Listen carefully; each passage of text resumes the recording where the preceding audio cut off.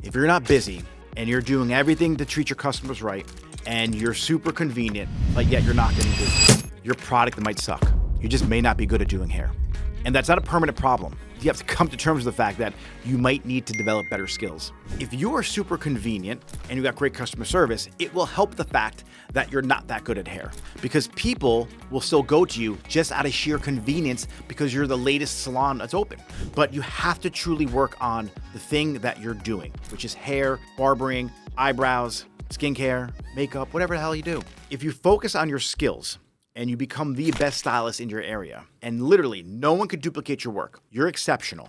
Your product is A+. You're convenient. You have great customer service. You can charge what you want.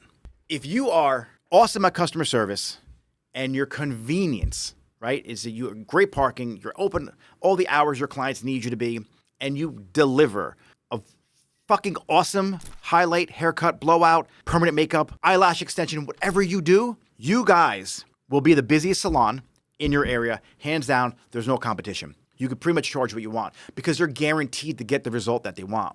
And so people always come to me and like, what should I charge? What can you charge? How good are you? Like, can you charge a price that justifies the fact that I'm paying $2,000 for a haircut, $1,000 for a haircut, $500 for a haircut, $100 for a haircut?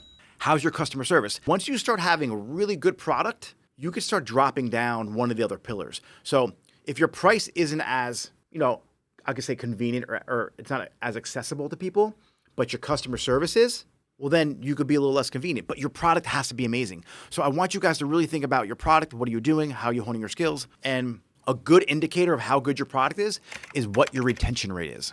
How often do people come back to you? You get clients in the door, and then do they come back?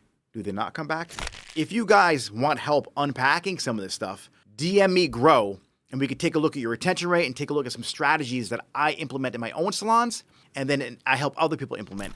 And then I help you kind of grow your business as one big unit using these 4 pillars. And if you're following on YouTube, make sure you click subscribe because we're coming out with a new podcast every single day just to help you build your salon business.